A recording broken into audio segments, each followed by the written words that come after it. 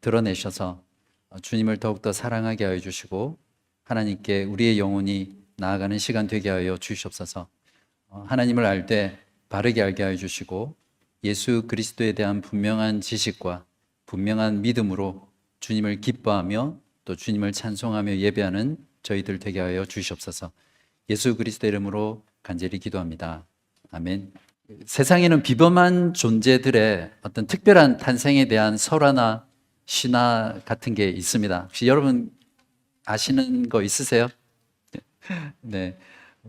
고조선의 시조로 알려진 단군 신화가 그렇죠. 인간 세상을 널리 이롭게 하려고, 한자로 뭡니까? 홍익인간. 네. 그래서 하늘에서 내려온 환웅과 곰이 동굴에서 마늘 20개를 먹고 견뎌서 곰이 인간이 된 웅녀하고 결혼해서 태어난 존재가 이제 단군이죠. 겨드랑이에서 태어난 탄생설화도 있습니다. 누굽니까? 마야 부인이라는 사람이 꿈을 꿨는데 흰 코끼리가 자기한테 쑥 들어왔다 나가는 거예요. 그리고 그렇게 한 뒤에 임신을 하고 나중에 그 아이가 태어났는데 겨드랑이에서 이렇게 아이가 태어났어요. 누굽니까? 네, 부처가 된 석가모니입니다. 오늘 본문은 위대한 탄생에 대한 이야기입니다.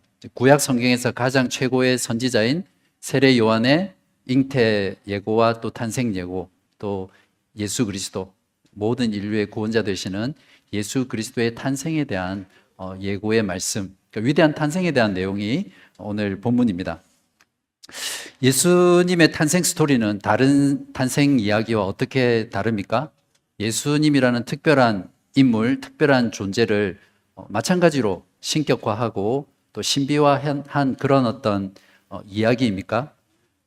만약에 그렇다면 우리가 예수를 믿어야 될 이유가 전혀 없죠.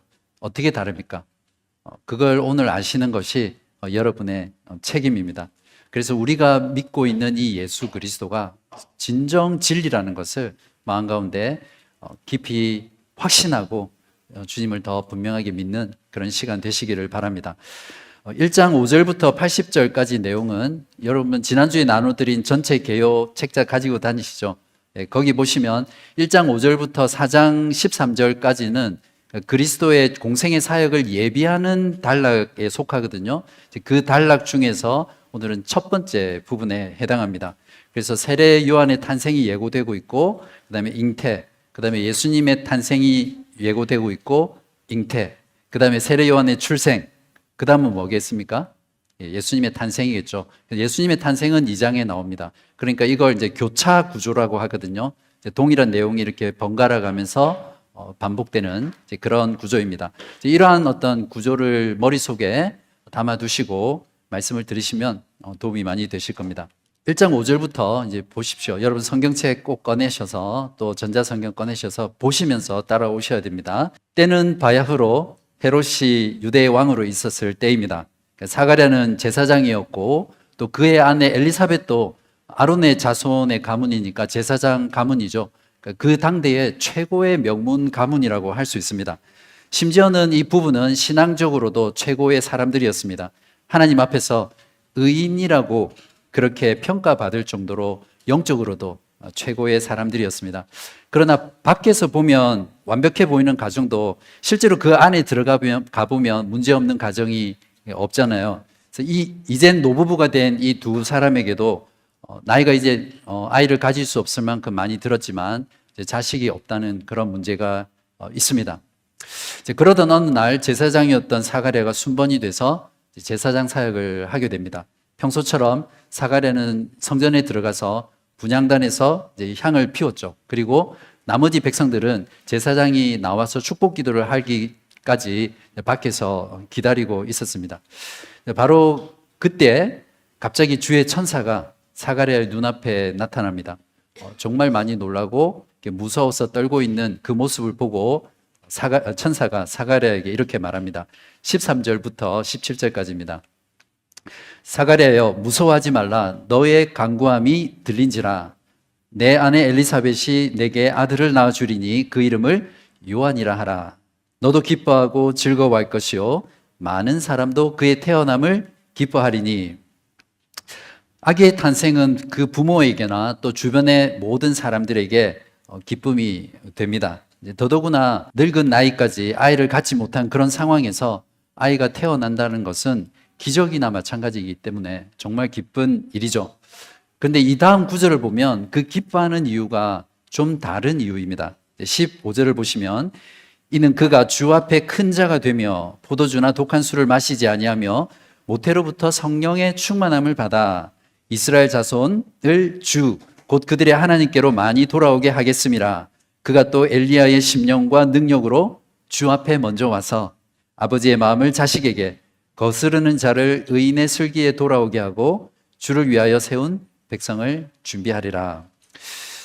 여기서 왜 특별히 기뻐한다고 말하고 있습니까? 이제 태어날 아이는 주 앞에서 큰 자다. 이제 그렇기 때문에 기뻐한다고 하면서 포도주와 독한 술을 마시지 않는다라고 말하는데 이 내용은 구약 성경에 나실인이라는 거 아시죠? 그래서 어릴 때부터 이제 구별된 마치 삼손처럼 이제 그런 존재라는 말입니다. 근데 이 아이는 엄마 뱃속에서부터 성령으로 충만한 그런 특별한 아이입니다. 여기서 뱃속에서부터 성령 충만하다는 건 어떤 걸 의미할까요? 나중에 뒤에서 답을 해드리겠습니다. 자, 이 아이가 큰 자인 것은 위대한 사명 때문이죠. 무엇입니까? 이스라엘 자손을 엘리야의 심령과 능력으로 주님께 돌아오게 하는 겁니다. 쉽게 말하면 주의 길을 미리 예비하는 것이 이 아이의 사명입니다. 세례 요한의 탄생은 400년 전에 예언되었던 말라기 4장 5절에서 6절의 성취입니다. 5절부터 보시면 보라 여호와의 크고 두려운 날이 이르기 전에 내가 선지자 엘리야를 너희에게 보내리니 그가 아버지의 마음을 자녀에게로 돌이키게 하고 자녀들의 마음을 그들의 아버지에게로 돌이키게 하리라. 돌이키지 아니하면 두렵건대 내가 와서 저주로 그 땅을 칠까 하노라 하시니라. 이 천사의 예언이 이 말라기 선지자의 예언과 일치하죠. 이 천사의 예고는 하나님의 위대한 계시의 말씀입니다. 말라기 선지자가 400년 전에 예언을 마친 이후로 이스라엘 백성들에게는 400년 동안 하나님께서 그 어떤 예언이나 꿈이나 환상이나 이런 것들을 통해서 계시의 말씀을 주지 않으셨거든요. 그것이 이스라엘 백성에게는 사실은 형벌이죠. 하나님의 더 이상 말씀하지 않는 것이 그런 것인데요. 이제 400년간의 그 침묵을 깨시고 이제 드디어 하나님이 다시 자기 백성에게 말씀하기 시작하신 것입니다. 그런데 이에 대한 사갈의 반응은 그 옛날 자신들의 조상들이 밟았던 그 전철을 그대로 밟고 있습니다. 어떤 면에서는 인간이기 때문에 당연한 반응일 겁니다. 이미 나이가 들었고 또 아내는 임신하지 못하고 경수가 아마 끊어졌던 그 상태에서 아내가 아이를 가진다고 하니까 당연히 이렇게 반응하겠죠. 자, 그래서 천사가 이렇게 말합니다. 18절에 내가 이것을 죄송합니다. 사가랴가 이렇게 반응합니다. 내가 이것을 어떻게 알리오? 내가 늙고 아내가 나이가 많으니이다. 이렇게 그 인간의 불가능함들에 반응하죠. 자, 이 사가랴의 말투는 철저한 불신입니다. 나도 늙었고 아내도 아이를 가질 수 없을 만큼 늙었는데 즉 절대 불가능한 이 상황에서 어떻게 아이를 가질 수 있다고 말씀하십니까? 증거를 좀 대보세요. 이런 뉘앙스로 대답하는 것입니다. 그 옛적에 아브라함의 아내 사라도 동일한 반응을 했죠. 하나님의 사자가 아브라함에게 내년 이맘때에 네가 사라가 아들을 가질 것이다 라고 말했을 때 그 옆에서 조용히 듣고 있다가 사라가 어떤 반응을 했습니까? 웃었죠. 그 말을 믿지 않았기 때문입니다. 하나님께서 하신 말씀은 반드시 그대로 성취된다는 그 하나님의 전능함에 대한 믿음보다 자기 자신의 불가능함, 자기 자신의 한계, 또 현실적인 그 문제에 시선이 집중되어 있기 때문에 하나님의 이 위대한 계시의 말씀에 대해서도 이렇게 불신으로 반응할 수밖에 없었습니다. 우리들도 이렇게 종종 불신 가운데 빠질 때가 있죠. 하나님의 말씀이 반드시 이루어질 것이라는 것을 믿는 그 믿음보다는 지금 내가 처한 그 현실의 문제, 또 자신의 한계, 인간적인 조건에 나의 시선이 고정되어서 하나님을 불신하는 때가 있죠. 언제나 우리의 인생 가운데 어떤 중요한 선택이나 또 위기가 있을 때 그때는 우리가 우리의 시선을 나와 인간에게서 또 현실에게서 돌이켜서 하나님을 바라보는, 하나님께 시선을 고정하는 것이 우리들에게 굉장히 중요합니다. 7절에 보시면 엘리사벳이 잉태를 못함으로 라는 그 엘리사벳의 불임을 말해주고 있고, 또 두 사람의 나이가 많더라라는 것으로 생식이 불가능하다는 이 상태를 이중적으로 묘사하고 있습니다. 그러니까 불가능한 것이 두 개가 겹치면 어떻게 되죠? 그러니까 절대 불능의 상태라는 것을 말합니다. 성경에서 나타나는 이러한 여인의 불임의 내러티브 이야기는 하나님께서 어떤 큰 일을 행하실 때, 또 위대한 임무를 이스라엘 백성 가운데 주실 때 자주 나타나는 그런 하나의 패턴이죠. 어떤 것들이 있습니까? 그러니까 사라의 불임 가운데 태어난 이삭, 라헬의 불임 가운데 태어난 요셉, 또 한나의 불임 가운데 사무엘이 태어나죠. 벌써 이미 구약 성경을 알고 있는 독자들에게는 이러한 장면들을 보면 하나님께서 엘리사벳의 불임을 통해서 뭔가 위대한 일을 행하시겠구나, 또 위대한 인물이 태어나겠구나, 이런 것들을 우리가 기대할 수 있겠죠. 바로 이것이 하나님께서 일하시는 방식입니다. 인간이 교만해져서 자기 능력으로 자기 지혜로 했다고 하지 못하도록 하나님께서는 철저한 그 인간의 불능 상태를 조건으로 하고 전제로 해서 하나님께서는 일하십니다. 그래야만 하나님의 영광이 드러나고 이 모든 것이 오직 하나님에 의해서 이루어졌다는 것을 고백하기 때문입니다. 여리고 성이 무너졌을 때 이스라엘 백성들이 한 것이라고는 그냥 성 주위를 뺑뺑 돌다가 마지막에 나팔을 분 것밖에 없습니다. 바로 그것으로 여리고 성이 무너졌죠. 미디안과 싸우기 위해서 모였던 그 3만 2천 명의 그 이스라엘 백성들이 하나님께서 추려서 완전히 무능력한 군사로 만든 뒤에 그 300명으로 미디안을 크게 이기는 그러한 하나님께서 역사를 일으켰습니다. 여러분의 삶도 가만히 돌아보십시오. 아마 여러분이 가장 낮아지고 가장 무기력해졌을 때 하나님의 은혜와 하나님의 능력과 또 하나님의 영광이 여러분의 삶을 통해서 또 여러분의 믿음을 통해서 드러났을 거라고 생각합니다. 저는 바른교회도 마찬가지라고 생각하거든요. 우리의 지혜와 능력과 또 우리의 프로그램, 우리의 헌신으로 우리 교회가 성장하고 자라간다면 우리 스스로 교만해지겠죠. 말로는 하나님이 다 하셨어요. 하나님의 은혜였다라고 말하지만 정작 우리 마음속에는 또 우리가 알지 못하는 것 속에서 우리 자신을 드러내고 우리의 힘을 자랑하게 되겠죠. 그거는 하나님의 영광을 도둑질하는 것과 마찬가지입니다.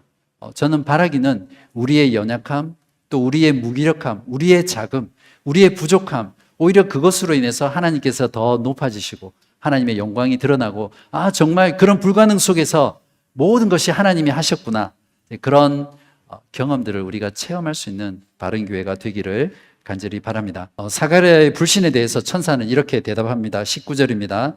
나는 하나님 앞에 서 있는 가브리엘이라. 이 좋은 소식을 전하여 너에게 말하라고 보내심을 받았노라. 20절에 보시면 보라, 이 일이 되는 날까지 내가 말 못하는 자가 되어 능히 말을 못하리니 이는 내가 내 말을 믿지 아니함이거니와 때가 이르면 내 말이 이루어지리라. 사가랴는 하나님의 말씀에 대한 불신 때문에 이 말이 성취될 때까지 말을 못하게 됩니다. 1장 뒷부분에 가시면 사가랴는 말을 못한 것뿐만 아니라 이렇게 듣지도 못했다는 것을 우리가 알 수 있거든요. 그렇지만 하나님은 이제 그러한 인간의 불신과 상관없이 하나님의 말씀의 예언대로 하나님의 때에 엘리사벳이 드디어 아이를 가지도록 잉태하도록 만드셨습니다. 위대한 잉태라고 할 수 있죠. 왜냐하면 인간의 전적인 불능 속에서 오직 하나님의 능력으로 그 생명이 창조되었기 때문에 그렇습니다. 이제 천사 가브리엘은 또 다른 한 여인을 찾아가서 예수님의 탄생을 고지합니다. 마리아는 갈릴리 나사렛이라는 동네에 살고 있고요. 지금은 나라가 쫄딱 망해서 몰락한 왕가인 다윗 가문의 후손인 요셉과 약혼한 그런 상태입니다. 누가는 여기서 마리아를 약혼한 처녀라고 이렇게 이중적으로 예수께서 동정녀, 즉 처녀에게서 나실 것이라는 것을 강조하고 있습니다. 30절부터 33절을 보시면 천사가 이르되 마리아여 무서워하지 말라. 내가 하나님께 은혜를 입었느니라. 보라, 내가 잉태하여 아들을 낳으리니 그 이름을 예수라 하라. 그가 큰 자가 되고 지극히 높으신 이의 아들이라 일컬어질 것이요 주 하나님께서 그 조상 다윗의 왕위를 그에게 주시리니 영원히 야곱의 집을 왕으로 다스릴 것이며 그 나라가 무궁하리라. 이 단락은 참 중요한 단락인데요. 처녀 마리아를 통해 태어날 그 아들 예수가 누구인지 어떤 분인지를 5가지로 우리들에게 제시해 주고 있습니다. 첫 번째는 이름이 예수입니다. 예수라는 이름이 어떤 뜻입니까? 마태복음 1장 21절에 보면 예수라는 것은 여호와는 구원이시다 이런 뜻이거든요. 그러니까 조슈아, 구약 성경에서 조슈아라는 거하고 같은 말입니다. 호세아도 마찬가지고요. 즉 자기 백성을 그들의 죄에서 구원할 자, 그것이 예수라는 이름의 뜻입니다. 벌써 그 이름 속에 예수님이 누구인지 잘 담겨 있죠. 두 번째는 큰 자가 될 자인데 지극히 높으신 이의 아들입니다. 여기서 지극히 높으신 이라는 것은 하나님을 가리키죠. 하나님 아버지를 가리키는 표현입니다. 세례요한도 15절에서 큰 자가 될 것이라고 했지만 76절에 보시면 세례요한은 지극히 높으신 이의 아들이 아니라 선지자 이렇게 표현되어 있습니다. 그러니까 예수님의 지극히 높으심은 세례요한의 지극히 높으신 것과 지극히 높은 것과 다른 거죠. 예수님 그분은 지극히 높으신 자의 아들이시기 때문에 하나님 아버지와 동등된 분이시고 그분과 같은 본질을 가지신 하나님이시죠. 그러나 세례요한은 지극히 높으신 자의 선지자이기 때문에 인간입니다. 그래서 이 세례요한과 예수 그리스도는 비교할 수 없을 만큼 예수 그리스도는 더 큰 자이고 더 위대한 분이시죠. 자, 세 번째는 하나님으로부터 다윗의 왕위를 받으신 분이시고요. 하나님의 나라의 백성을 다스릴 것이 네 번째고 마지막 5번째는 그 나라가 영원히 지속된다는 그 내용을 이 부분에서 우리에게 주고 있습니다. 우리는 이러한 부분에 있을 때 그냥 지나쳐서는 절대 안 됩니다. 오히려 성경은 우리에게 무엇을 믿을 것인가를 자주 강조하고 있거든요. 우리가 믿고 있는 이 예수가 누구이신지 바로 이러한 본문에서 멈춰서서 그 말이 무슨 뜻인지 이 예수가 누구신지를 묵상하고 생각하고 사색하는 것이 정말 우리들에게 신앙에 중요합니다. 자, 이 모든 사실은 오늘 우리 임종화 교우님께서 봉독하셨던 구약 성경 사무엘하 7장 1절부터 12절의 그 말씀, 하나님께서 나단 선지자를 보내서 다윗 왕에게 약속하셨던 그 약속의 말씀이 이제 이 예수 그리스도의 탄생을 통해서 성취된다는 것을 보여주고 있습니다.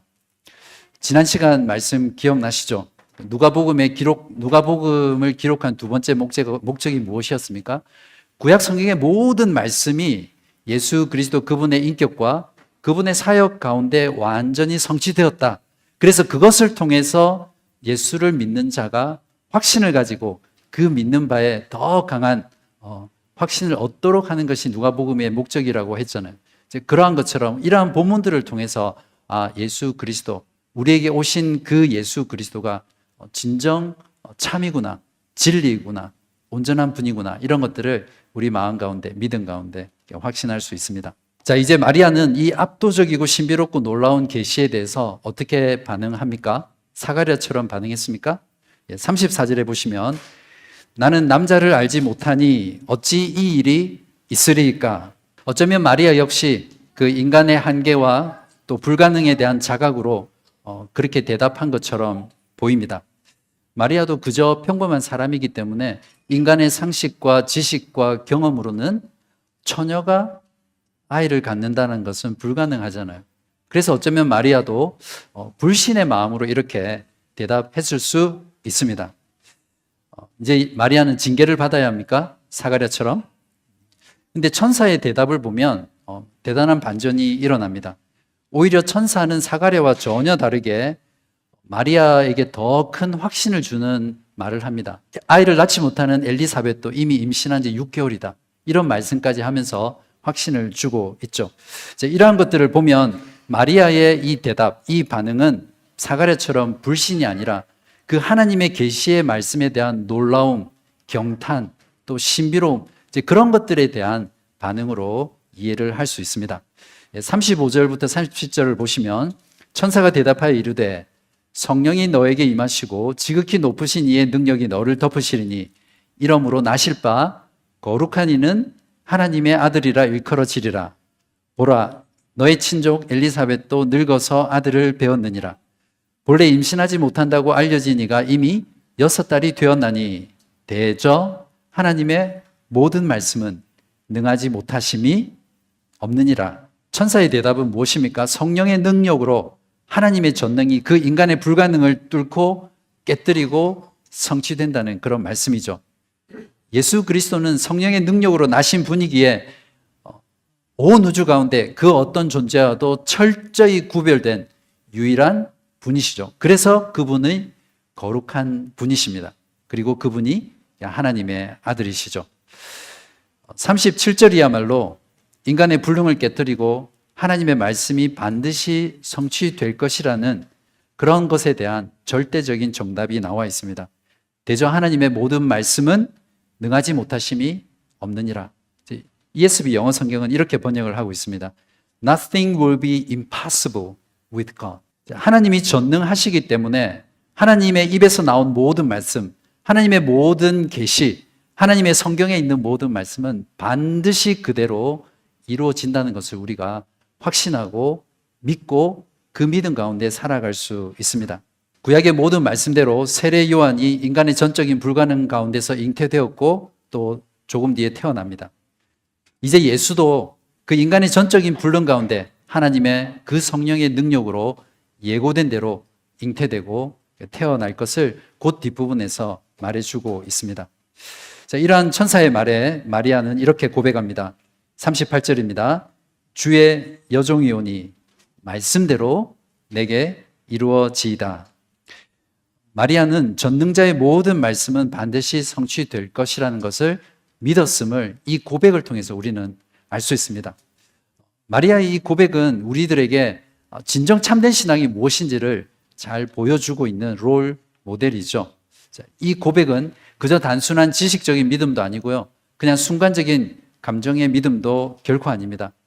이 천사가 고지한 대로 처녀인 몸에서 자기가 아이를 가지게 된다면, 그것이 이루어진다면 마리아 자신은 그 당시 유대 사회에서 철저히 매장당할 것이고 온갖 조롱과 비난과 심지어는 돌에 맞아서 죽을 수밖에 없는, 말 그대로 하나님의 그 예언의 말씀이 자신에게 그대로 이루어지면 자기는 죽어야 됩니다. 그 당시 사회적인 배경 속에서는. 그러니까 마리아의 이 고백은 나는 죽어도 좋습니다 라는 어떤 순교적인 순종의 고백이라고 우리가 이해할 수 있죠. 바로 이러한 신앙의 고백이야말로 참된 신앙과 또 순종의 본질이 무엇인지 우리에게 보여줍니다. 여러분도 신앙생활을 하는 가운데 하나님의 말씀이 그대로 나에게 이루어지면 나에게 더 많은 희생, 더 많은 고난, 또 더 많은 어려움들이 찾아올 것이 분명한데도 여러분 이 마리아처럼 고백할 수 있으세요? 하나님의 말씀이 나에게 이루어지이다. 이렇게 고백할 수 있습니까? 드디어 마리아도 아이를 잉태하고 친척인 엘리사벳을 이제 방문합니다. 39절에 보십시오.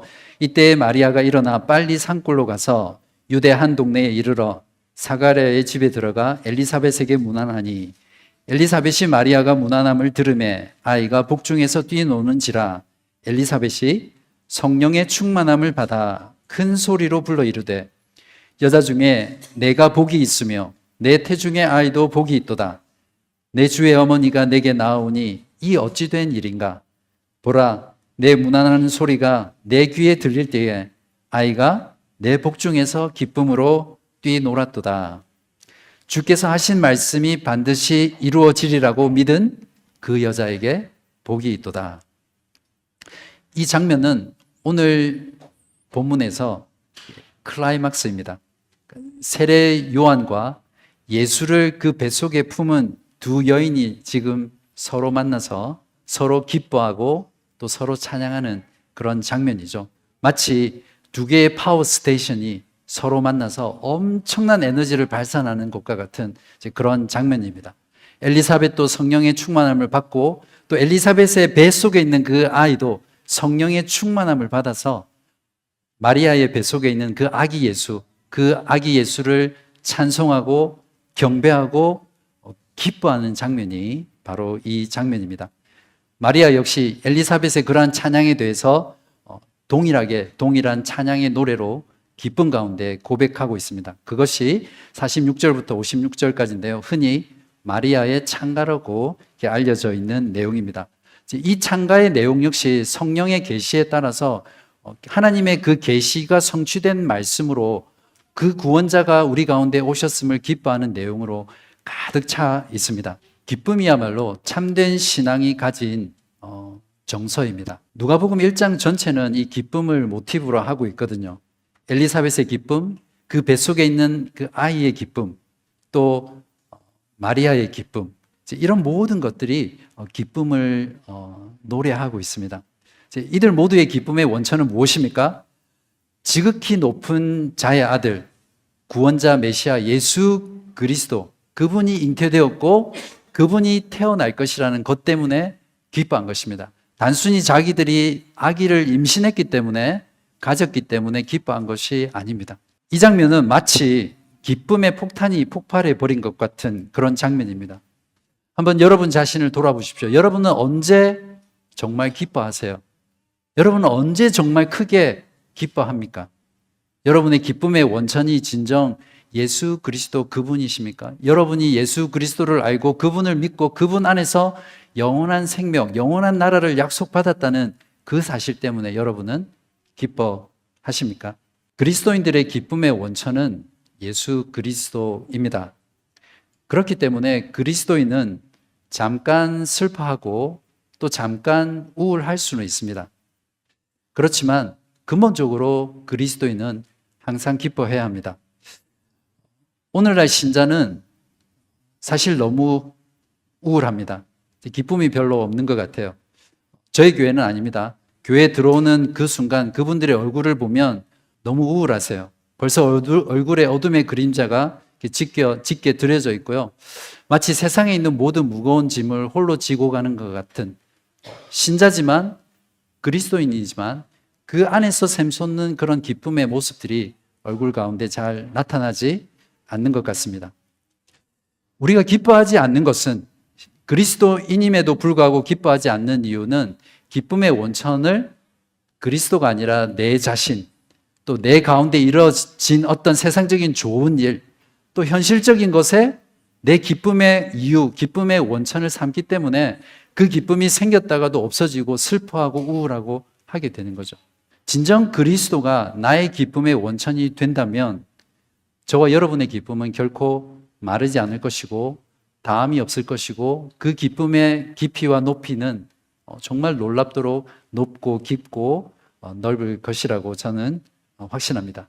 그래서 성경은, 신약 성경은 우리에게 항상 기뻐하라고 명령하고 있습니다. 그냥 한 번씩 어쩌다가 옵션으로 기뻐하라는 것이 아니라 항상이라는 건 예외가 없잖아요. 항상 기뻐하라. 그렇게 말씀하시는 것은 바로 그 기쁨의 원천 되신 예수 그리스도가 우리와 연합해 있고 우리가 그분 안에서 죄사함 받고 영원한 생명을 누리고 있기 때문에 그렇습니다. 57절부터 66절 사이에는 드디어 세례 요한이 위대한 탄생이 이루어지고요. 또 67절에서 80절에서는 그 사가랴에 닫혔던 입이 열려서 터져 나오는 첫 번째 말이 놀라운 예언의 말씀, 구원의 찬양을 터뜨리고 있는 것으로 1장이 끝이 납니다.